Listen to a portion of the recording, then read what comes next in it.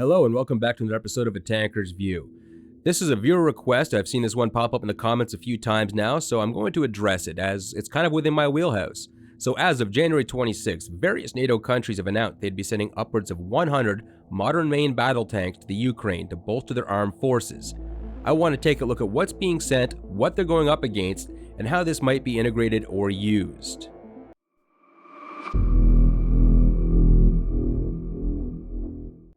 So before I go any further, I can't believe I'm going to have to say this, my stance on Russia's illegal invasion of the Ukraine is well known. I am firmly against it. And just to emphasize that point, in the pinned comment down below, I'm going to put the Ukrainian surrender hotline just on the off chance that any Russian soldiers happen to see this. I shouldn't need to elaborate further, hopefully. I'm going to speak in rather generalized terms throughout this video to reach the broadest possible audience. I'm sourcing open available data only. There's nothing classified or in violation of OPSEC here. All footage is of training films only. No combat footage will be shown. This comment is more for the manual reviewers. I'm sorry guys. So if you made it through all that and still want to continue, maybe you'll also toss me a like and a thumbs up and sub, maybe even a comment. It really does help me in the algorithm. So, like I stated a minute ago, NATO-aligned countries are now sending up to 100 modern main battle tanks as a part of the latest military aid package to the Ukraine at the time of recording. This has left the tanker community in an absolute tizzy. So, let's look at the types and numbers being sent. Starting on my side of the pond, Canada is sending 4 Leo 2 A4M Canadian variants. The US is sending, as of yet, 31 unconfirmed M1A2 variants. Across the pond, the UK is sending 14 Challenger 2s. Germany and Poland are each sending 14 Leopard 2s. The Netherlands is sending 18 Leopard 2s. Finland is also sending Leopard 2s, as well as Spain, but as of the time of recording this, the numbers are yet unconfirmed. Poland is also refitting and is sending many modern T-72s as it can pump out, but that's not overly relevant to the point of this video. The biggest question a lot of people seem to have is why such an odd number of tanks being sent? Well, as Ukraine has been training to NATO standards, it makes sense that we would train them in our tank tactics. NATO tank doctrine has tanks operating in platoons or troops of 4. This may change up or down as per the mission set, but it's never less than 2. I'm going to use Canadian nomenclature as I'm more familiar with it, but I'm going to put the translations up on the screen as well. So 3 troops make up a squadron, and plus 1 to 4 tanks will make up a headquarters element. The confirmed numbers alone will give Ukraine at least 1 to 2 full tank regiments of Leopards and a composite regiment of Abrams and Challengers. That may not seem like a whole lot, especially in the face of the number of tanks Russia can deploy, at least on paper, but it still provides a very large level of tactical flexibility for the Ukrainian forces. Now, I'm not going to belabor the specs on each tank. If you want, it's easy enough to find on War Thunder forums or Google. I could go into endless numbers of penetration rates, giggity, ammo consumptions, etc., but that'll make this video drier than a popcorn fart, and what I want to discuss is a lot more soft factors when it comes to discussing armor, rather ironically. These are training times, interoperability and infrastructure, tactics, and terrain, but I'm also going to try and keep it light but informative. So, training. First things first, as much as fun video games can be, they are not real life. You cannot just hop into any tank and just go. Okay, well you can, but you won't be very effective or at all.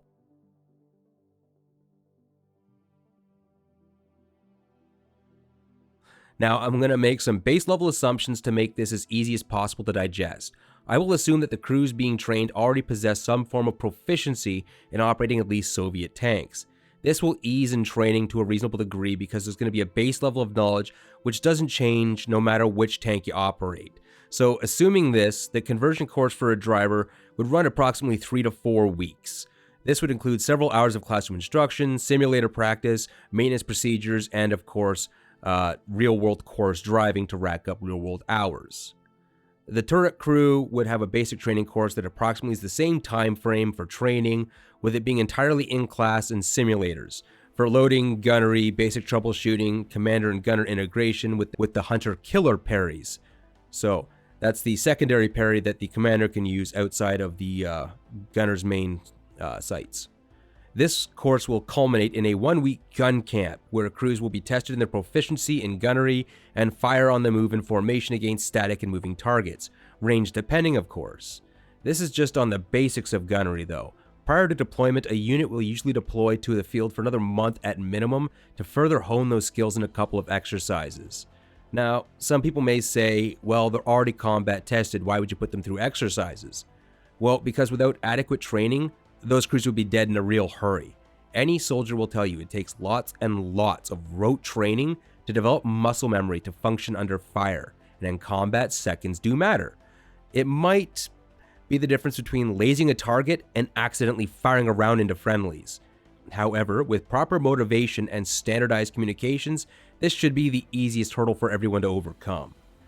The next big thing to be aware of is that each tank has its own layout, so crews being trained will likely only achieve proficiency in one tank. For a quick example, a Leopard drives with a yoke like a steering wheel, while the Abrams uses a T-bar like a motorbike.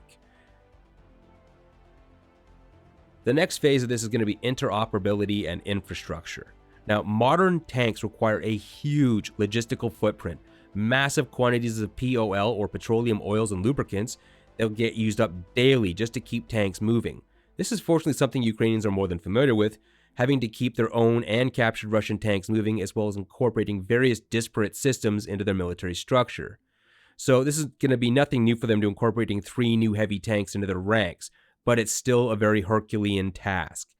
The only thing that's going to be harder is setting up for different types of aircraft. So allow me to elaborate. Both the Leopard and Challenger are turbocharged diesel engines, while the Abrams is a turbine that runs primarily on JP-8. Yes, the Abrams is a multi-fueled beast. It will run on anything given the appropriate modifications. Provided these changes are addressed and dealt with prior to deployment, the logistical burden would be decreased by a very fair margin, despite the need for vastly larger quantities of fuels the Abrams will require in comparison to the other tanks. And then we come to the ammunition, and this is where the Challenger is going to cause a considerable hiccup. It uses 120mm rifled barrels, whereas the Abrams and Leo both use a very similar 120mm smoothbore that both fire NATO standard ammunition. The Leos and Abrams therefore can cross-load and fire each other's ammo with ease, whereas the Challenger will require a constant replenishment of its own ammunition for its main gun. This will likely limit the deployment of these tanks in comparison to the rest due to potential ammo shortages in the UK being unable to supply enough ammunition to keep them combat effective. Machine gun ammunition will be less of a concern, but still requiring multiple types of both 50 BMG and 7.62mm, and depending on how touchy the Germans want to get, whether or not they actually want to run the steel-jacketed ammunition through the MG3s, but I will confirm on the down low that they will run copper quite flawlessly, despite what the Germans say. Maintenance is the next big factor. Tanks require huge levels of maintenance for every hour driven. Engine overhauls at 1,000 hours, track work, busted suspension, retiming torsion bars when loading extra applique armor. Yes, it can be done in the field with a minimum of preparation, but overhauling major parts of the tank will require very huge specialized hangars. But it also requires something a little extra to make it all feasible. Well, we know how many tanks are going, what we don't know is how many ARVs are being sent with them. An ARV is an armored recovery vehicle, kind of like a tank tow truck, and they are a crucial part of any tank formation. Being able to tow broken tanks out of the field, possessing a crane with enough capacity to lift any component of the tank, any competent officer will never overlook the importance of being able to recover downed equipment. And deploying tanks without this essential tool is like going to the trenches and forgetting your rifle cleaning kit at home. And the next thing is going to be keeping the right number of parts. This is going to be an issue. None of the tanks being sent can swap parts between one another. Between their own types, yes. For example, an Abrams FCS module or fire control system module won't mount in a Challenger and vice versa. But I can rip the engine out of any Challenger 2 and put it in any other Challenger 2. Same with the Leos, Abrams, etc. So it becomes an issue just to make sure the right parts and right ammo are going to the right areas. You don't want to have to replace torsion bars and accidentally get sent hydropneumatic shocks for a Challenger instead. Tactics and terrain. This is the real meat and potatoes of the video. Like, how effective will these tanks be in the theater they're deploying to? To address this, we're going to look at a few key points. How NATO tanks were designed, upgraded, and deployed compared to Soviet or Russian tanks. How Russian military forces have been degraded in the intervening years since the fall of the Soviet Union. And finally, the natural and man-made topography and how it's going to affect combined arms movement. Now, during the Cold War, NATO knew it could not match the level of armor being thrown against it by the USSR ton for ton. Therefore, NATO tanks were often designed using Soviet tanks as benchmarks. NATO endeavored to make their tanks faster and more survivable. Now, I'll point out survivability just isn't a tank's ability to take a hit and keep on chugging. First strike capability does more for survival than armor can. If the tank can see you and hit you first while outmaneuvering you, that crew's more likely to survive and keep killing other tanks instead of trading shot for shot with Ivan across the Fulda Gap. Now, this is not to say the USSR did not do the same thing during the Cold War, but crew survivability has never been a hallmark of Soviet engineering. The TLDR of Soviet doctrine was to saturate everything in front of it with artillery and tank shells, while motorized infantry follow through to exploit any gaps they punch in the lines, and an unstoppable iron wave, as it were. Therefore, NATO training emphasizes lots of small unit flexibility with a very robust NCO core. While there's an overall control of large formations at the staff or officer level, they can be broken down and used more flexibly as needed, all while knowing that competent commanders and NCOs on the ground can make tactically expedient decisions themselves without needing a top-down rigid structure. This is to say that on the ground, small groups of soldiers have considerable leeway in how to perform their assigned tasks. However, I will reiterate, we don't exactly know what models of tank are going yet, so this could increase or decrease the overmatch gap significantly. If, say, the models being sent have first-gen night thermal sights and or no independent commander sight with 100 killer capability. But regardless of that overmatch gap, if Ukraine adheres to the NATO type of doctrine, it's going to provide them with a considerable tactical flexibility, especially when combined with the infantry fighting vehicles being provided as well, as these were designed to work specifically with these tanks. Now, these were designed to work in conjunction with tanks and robust top cover as well, so combined UAV, rotary wing, or fixed wing assets and air defense, as part of combined arms warfare, which is the current standard NATO practice of militaries in the Western Hemisphere. And that should provide them with a considerable force multiplier if they shape the battlefield correctly prior to engaging any offense with these tanks. The Russian military, well, it's got a problem, to put it lightly. Now, if I were to put this very simply, it's a lack of training, maintenance, and a huge issue of corruption. Of course, Russia has always had a long-standing issue with corruption within its ranks, officers and contractors skimming off the top, delivering substandard or non-functional gear, or in some cases, no gear at all. The fact that it was so widespread and caused such a detriment to the overall combat effectiveness of the Russian armed forces was certainly surprising, especially to me. Even I fell into that trap of overestimating Russia's military potential, especially with how quickly they grabbed Crimea back in 2014. However, scripted exercises and pretty parades do not a strong army make. Regardless of my shock though, even Russia still does have the numbers and lots of them. They still have lots of tanks, artillery, men, and planes, even a substantial arsenal of relatively modern manpads and ATGMs. And even a 60-year-old T-62 or T-64 will absolutely kill you just as dead as easily as a $2 million cruise missile. So what I'm saying is, despite Russia's obvious military degradation, it doesn't make it any less lethal. If anything, it may make them more desperate, less willing to be tactical in their planning, and simply brute force their way into submission by saturating every square meter of Ukrainian territory with artillery, a tactic they're already attempting with varying degrees of success. Now, the terrain shaping this battlefield is going to be the biggest obstacle for Western tanks. For one reason, they are heavy.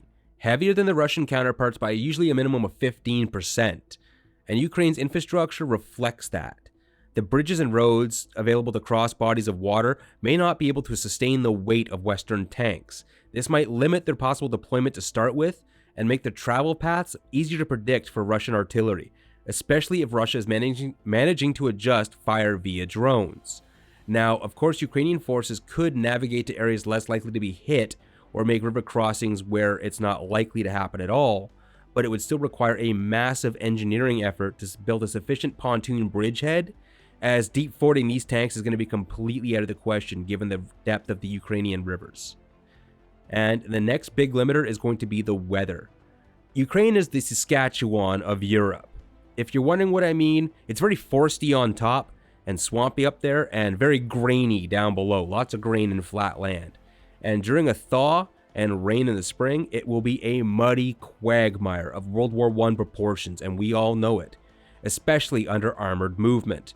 Western tanks may fare slightly better than the Russian counterparts due to a slightly lower footprint, but at least in the case of the Leopard, however, it will be something that limits how they're going to be used. No point in leading a spearhead that gets stuck up to its skirts in the mud 500 meters into a charge. This, in my opinion, will be the biggest deciding factor in whether these get used as intended, or relegated largely to a mobile support weapons platform, as the grander area would render them too vulnerable to anti-tank fire from artillery, drones, or ATGMs, etc. So, in conclusion, I'm going to start by saying unequivocally, these tanks are not a magic bullet or Wunderwaffe. They are not going to be unstoppable juggernauts swatting aside T-72s and T-62s left and right. They are simply tools, no more, no less, but extremely lethal when used competently and correctly. But all tanks can be destroyed. All tanks have vulnerabilities. It would be foolish and irresponsible to discount Russian armor and ATGMs. They are still very lethal, very dangerous, and only an idiot disrespects his enemy or dismisses their abilities out of hand. Russia still has a tremendous amount of manpower and material to throw at this problem, and based on their current battlefield performance, this strategy is only going to have diminishing returns and at best lead to Pyrrhic victory, which Russia will be likely unable to recover from decades, maybe even half a century, given the demographic and economic damage already done to the Russian population in this war. So overall, I'm going to give the technological edge, morale, and home field advantage to Ukraine, especially with this new boost of Western tanks, and it's only going to increase the gap further with constant Western support, and this is a huge but the Ukrainian military must be judicious in their use, recognize their limitations they possess while exploiting their advantages. And given the complete 180 the world took notice when Ukrainian forces not only stalled but began to repulse the invasion effectively, it's not unreasonable to assume this is going to be the case. Ukraine recognizes that the war won't be over tomorrow, but with these heavy tanks, it's going to help it bring it that much closer. Now, this has really been a different video for me as I really don't cover current events. It's easy to sit here an armchair general from half a world away from the brutality of the war that's going on, but those of us who've seen and experienced war, we know that as far removed as we are from it, people are still there dying and suffering, and it's a sober reminder of how close civilization can be stripped away from us, and how we as a people have to stand united against tyranny, sometimes at even great personal costs. So, with that, guys, Slava Ukraini. Take her easy. Be safe.